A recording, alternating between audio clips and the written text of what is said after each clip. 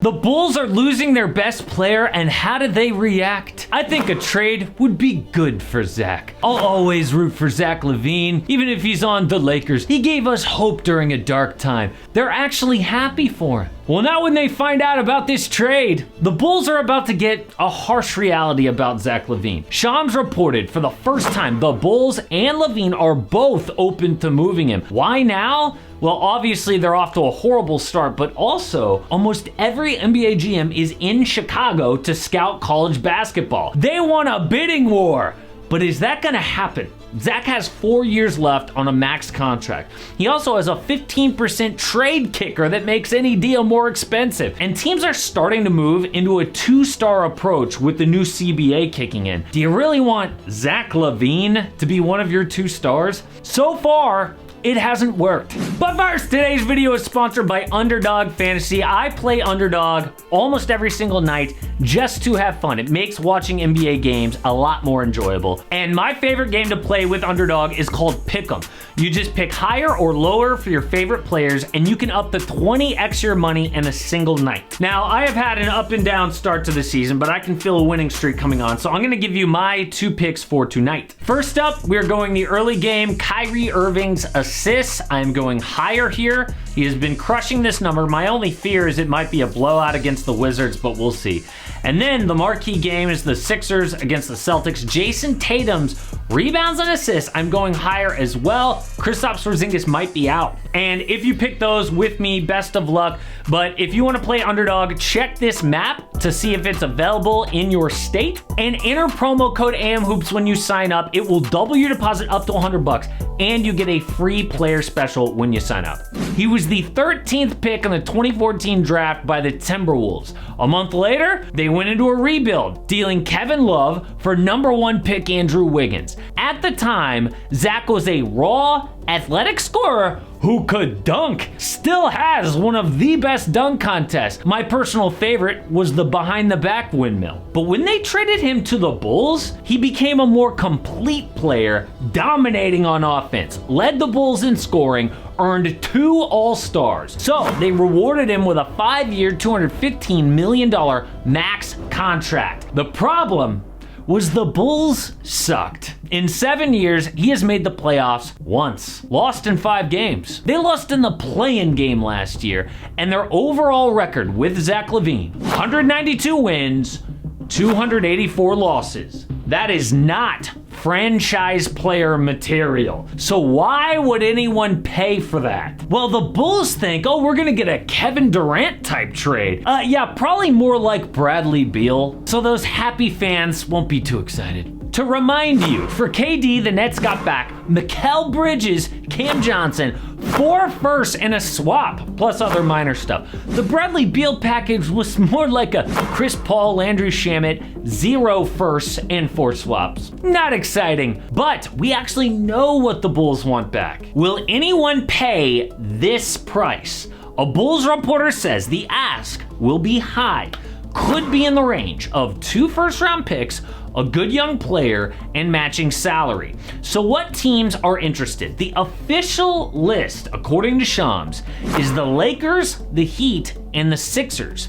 I would add the Knicks because they lost on Giannis when he re-signed in Milwaukee, and Joel Embiid seems happy. I would also add 4 mystery teams that we will look at later, but this trade is in danger because it's not like LaVine demanded a trade like Dame or Anthony Davis or James Harden. It's like both the team and the player were like, hey man, you want to break up? Yeah. Oh well, it's been nice. Like, what a sad, pitiful way to end it. But teams could convince themselves Zach is worth a big deal. The Bulls have sucked with him as their #1 option, but did anyone think it could be the Bulls' fault? Look at who they've drafted. 2019, Kobe White over a guy like Tyler Hero. 2020, Patrick Williams at #4, who's shooting 33% from the field and on the bench over Tyrese Halliburton. You draft Tyrese, everything changes. 2021, miss out on Franz Wagner, because they had to trade that pick for Nikola Vucevic. 2022, Dallin Terry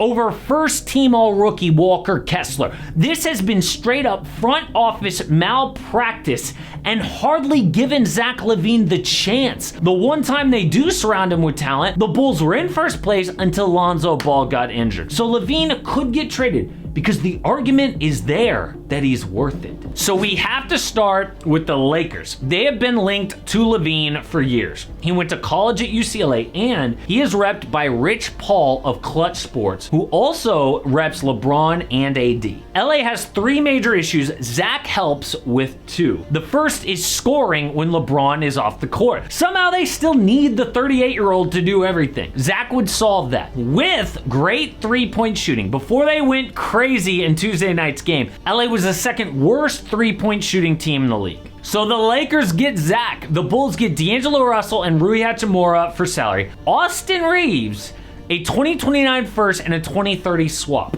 Control of 2 firsts and a good young player. The deal cannot be done until January 15th because of contract details, but Reeves is an ascending young star. The problem is Zach's perimeter defense sucks, which is LA's other issue. But I hope this does not happen. Please, Lakers, don't ruin a good thing. They don't need another star. They have the star role pretty much covered with LeBron and AD. They need role players like Alex Caruso. Another team is the Sixers. I've already said Zach LaVine is not an ideal fit. And a reporter in Philly said they're not exactly excited about the deal, but the way this happens is if Tyrese Maxey cools off, his superstar leap isn't actually legit. Daryl Morey gets nervous about Embiid's commitment. Then a star trade happens. The Sixers get Zach. The Bulls get Tobias Harris, Jaden Ivey, and a 2028 first from the Clippers, and the Pistons get Andre Drummond, a 2026 protected from OKC, and that 2029 swap from the Clippers. So this is Philly sending most of what they got for James Harden over to the Bulls. It's exactly what Chicago wants. Jaden Ivey is a potentially good young player having a tough time.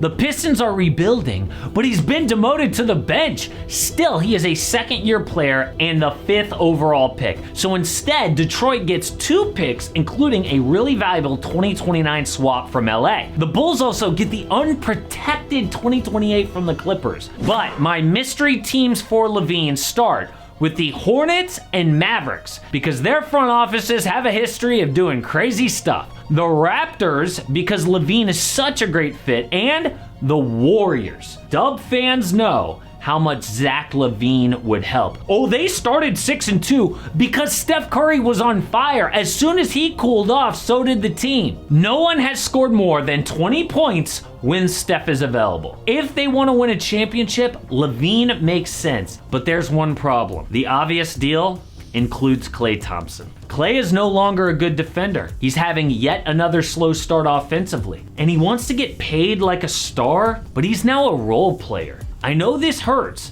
but the deal is Zach LaVine and Javon Carter for Klay, Jonathan Kuminga, the 2028 first, and a 2030 swap. Bulls want a good young player. Kuminga had a great preseason before his current slump, plenty of playoff experience. The Dubs offense takes off with LaVine, who's a great fit for their system, and Javon Carter is a serious defender, 1-2 punch with Gary Payton. Obviously though, this is not gonna happen. It's like Bob Myers said, it's not just a business, these are people, and the Dubs don't have the guts to break up the Splash Brothers. Now I actually think the best fit is the Raptors, whose half-court defense is awful, or the Heat, who missed out on Dame Beal and Donovan Mitchell, and would have to send out Tyler Hero and a couple of picks.